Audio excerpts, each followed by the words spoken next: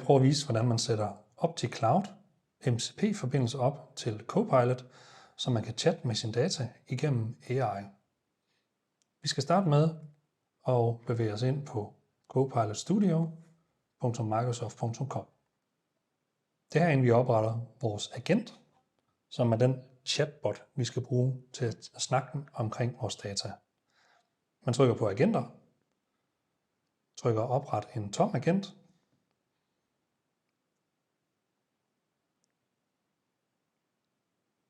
så får man et udviklervindue, hvor man kan opsætte den agent, man har i gang med at konfigurere.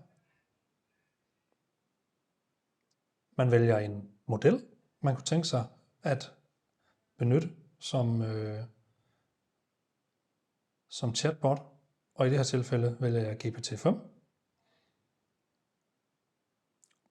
Vi trykker redigere og giver vores chatbot et navn. I det her tilfælde kalder vi den for OptiDemo2 og trykker igennem.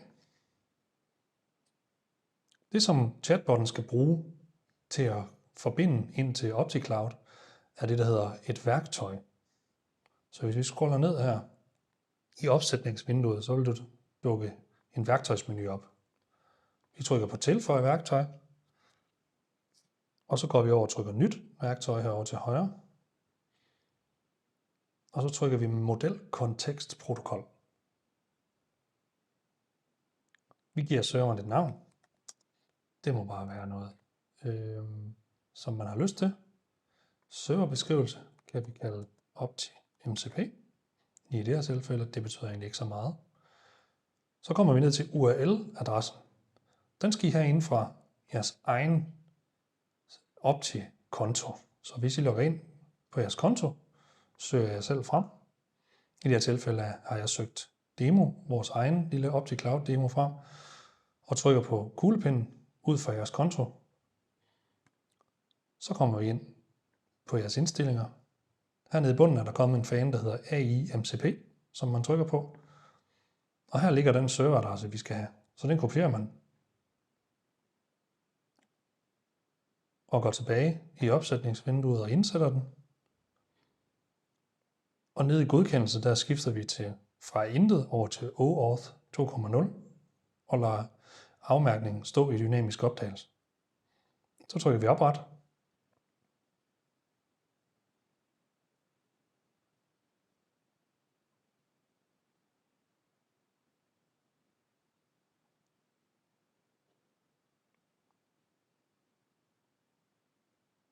Sådan. Nu er der oprettet en forbindelse.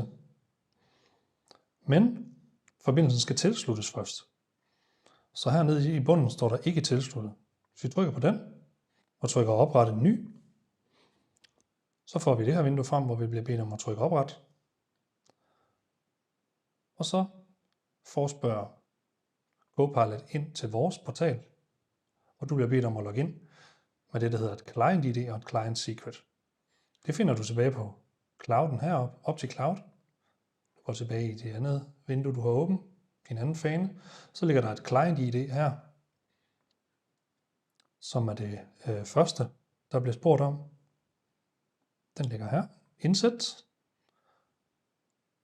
Og så er der et client secret, som er det nederste. Dem genererer man ved at trykke add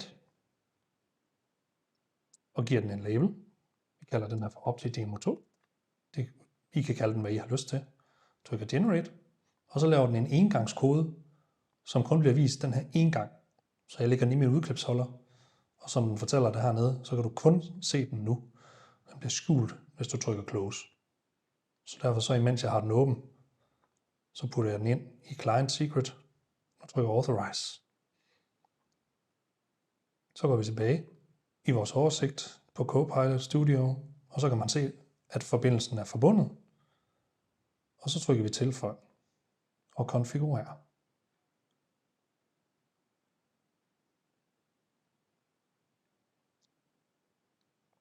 Så kommer vi ind i værktøjskonfigurationsvinduet, og du får at vide, at dit værktøj er blevet føjet til agenten. Og man kan se, at forbindelsen er klar, serveren er også klar, og vi har tilføjet et værktøj til den agent, der hedder OptiDemo2. Det vi så kan gøre nu, det er at stille vores agent et spørgsmål. For eksempel, what is the OE of all my machines? Og det, der sker nu, når jeg trykker enter herover, så vil den forsøge at forbinde op imod det værktøj, vi lige har oprettet. Og så bliver vi promptet til at forbinde det værktøj en gang til. Det skal man lige sige ja til. Og så trykker man opret forbindelse i det nye vindue, der dukker op her. Så i realiteten skal man forbinde 3 gange for at få en forbindelse koblet på. Så venter man lige lidt, indtil der står indsend. Så indlæser Copilot Studio, og så står der tilsluttet. Så kan man lukke det vindue, man står i her, gå tilbage, og så retry. Og så behandler den det spørgsmål, man stillede den. Man kan følge med i konfigurationsvinduet herovre, hvad det er, Copilot forespørger op imod OptiCloud, så man kan se, hvad det er, at den bruger den OptiDemo 2-forbindelse, vi lige har forbundet med modelkontekstprotokollen.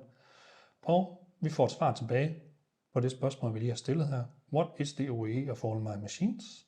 Og Copilot svarer tilbage med ChatGPT 5. Her er den nuværende OE-relaterede detalje for alle jeres maskiner. Og det ser sådan her ud. Når nu man er forbundet til MCP, så kan man chatte, som om det var en hvilken som helst anden chatbot omkring sin data. Så man kan for eksempel skrive, what can I do to improve my uptime on, let's see, den har 100% tørrestue. Og så stiller man et spørgsmål, som er relateret til det data. Og så vil den komme tilbage med et forslag til, hvordan du kan forbedre din oppetid på tørrestuemaskinen, som er vores demomaskine. Så sådan fungerer MCP-protokollen ind i vores OptiCloud. Og når du har oprettet din agent, så kan du publicere den op i jeres egen Microsoft-løsning. Men det kræver, at I abonnerer på en Copilot-licens, som giver jer adgang til at publicere agenten op til jeres egen Microsoft-løsning. Og når den så er publiceret, så vil alle i firmaet kunne chatte med den her specifikke agent igennem for eksempel deres Teams eller inden igennem Copilot hjemmesiden. Tak fordi du kiggede med.